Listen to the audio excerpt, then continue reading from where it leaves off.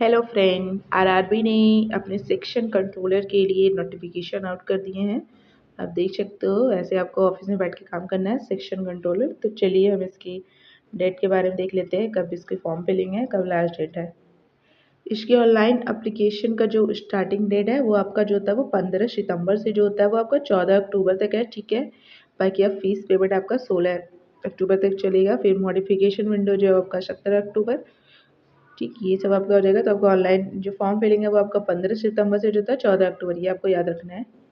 Post की बात करेंगे तो ये जो सेक्शन कंट्रोलर पोस्ट है ये आपका लेवल 6 का जॉब है। ठीक है, लेवल इन 7 पी सी। ठीक है, लेवल 6 का जॉब है। इनिशियल पे इसका 35,400 रहने वाला है। मेडिकल स्टैंडर्ड की बात करेंगे तो A2 ये क्या होता है ये हम आगे जानेंगे।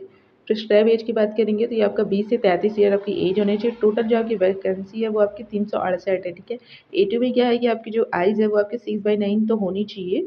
ठीक है, 6/9 तक चल जाएगा, लेकिन विदाउट ग्लासेस। आँख में कोई कंप्रोमाइज़ नहीं चलेगा, मतलब आपकी ग्लासेस नहीं होने चाहिए, चश्मे नहीं लगे होने चाहिए। ये होता है आपका A2 आपका मेडिकल स्टैंडर्ड। ठीक है, बाकी आगे नोटिफिकेशन में देखते हैं। बाकी आप देख लो, A2 मेडिकल टेस्ट में क्या था, physical fit in all respect, मतलब डिस्टेंट विजन जो होना चाहिए वो 6/9 होना चाहिए विदाउट ग्लासेस, मतलब ग्लासेस नहीं होना चाहिए। No fogging test. ठीक है, और नियर विजन 0.86 से 0.6 विदाउट ग्लासेस, मतलब ग्लासेस नहीं लेना होना चाहिए। ठीक है, और must pass to colour vision binocular vision, मतलब आपका कलर विजन नहीं होना चाहिए, बाइनोकुलर विजन नहीं, जो नाइट विजन नहीं, जो मायोपिया विजन नहीं होना चाहिए। तो मायोपिया होता है तभी तो आपका चश्मा लेता है, तो आपका ग्लासेस नहीं होना चाहिए, ये आपको याद रखना है। वो आपका A2, तो जिसके अच्छे आँख हो, मतलब एकदम फिट, वही इस फॉर्म को अप्लाई करे।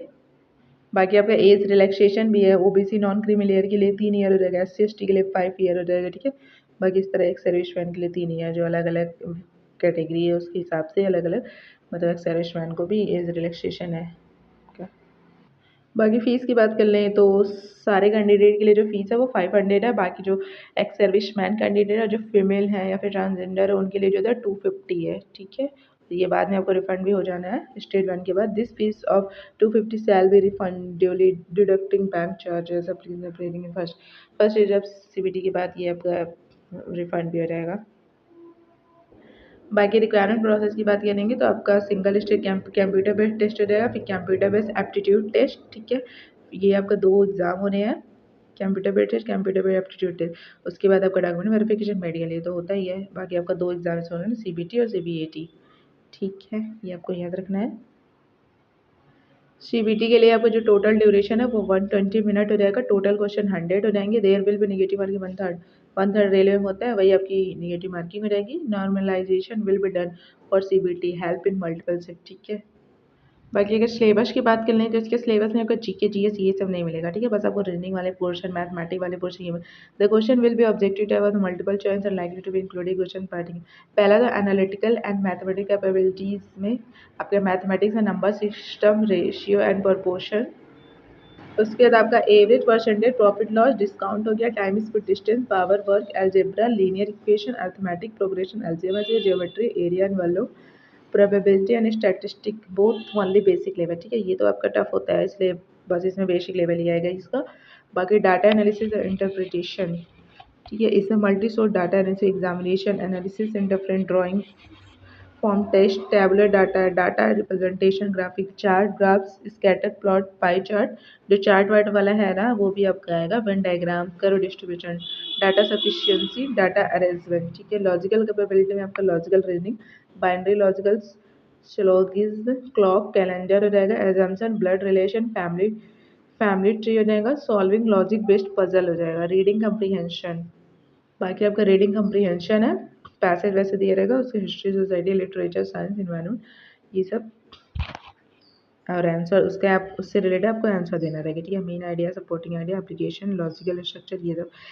मेंटल रीजनिंग में आपका ये सब हो जाएगा, analogy, identifying relationship between two items, applying it to another pair हो जाएगा। ठीक है, सीरीज कंप्लीशन, आइडेंटिफाइंग, ये सब हो जाएगा आपका। It may be noted that the topic listed above are illustrative and not necessarily illustrative. अगर सेक्शन वाइज देख लेते हैं कितने कितने क्या मिनट रहेगा, तो एग्जाम का जो ड्यूरेशन रहेगा वो आपका 120 मिनट रहेगा। ठीक है, और इसके लिए जो होता है वो मैथमेटिक्स कैपेबिलिटी 60 हो जाएगा, लॉजिकल ये 60 और टोटल मतलब मेंटल रीजनिंग जो था 20 हो जाएगा। 60 का आपका मैथ आएगा, लॉजिकल कैपेबिलिटी 20 और मेंटल रीजनिंग जो था ये आपका 20 ये आपका 100 क्वेश्चन रहने वाले हैं आपके और 120 मिनट के लिए, ठीक है। बाकी आपके 60 मैथ, 20 आपका रीजनिंग और 20 आपका कैपेबिलिटी, लॉजिकल कैपेबिलिटी। बाकी इसमें भी आपका लाइव फोटो कैप्चरिंग होगा जब आप फॉर्म भरोगे। तो यही सब है आपका। बाकी फॉर्म आप भर देना, जिसकी भी आँखें मतलब सही हो, मतलब आँख में कोई भी इनको कॉम्प्रोमाइज़ नहीं चाहिए, आँख एकदम सही चाहिए, ग्लासेस व्लासेस ना लगाओ। बाकी आपको जो फॉर्म में जो मतलब सिग्नेचर अपलोड करने हैं वो आपके क्या होना चाहिए, black ink pen on white paper में ब्लैक इंक से आपको लिखा होना चाहिए, ठीक है। ब्लॉक कैपिटल और डिस लेटर इन सब में नहीं होने चाहिए, ठीक है। रनिंग हैंडिंग मतलब जो आप नॉर्मल आप जो भी आपकी हैंडराइटिंग है उस तरह लिखना है, जो भी आप जिस तरह भी आप सिग्नेचर करते हो उस तरह। बाकी आपका ब्लैक इंक से होना चाहिए, येलो से नहीं हो, मतलब ब्लू से नहीं होना चाहिए, ठीक है। बस आज के वीडियो में इतना ही।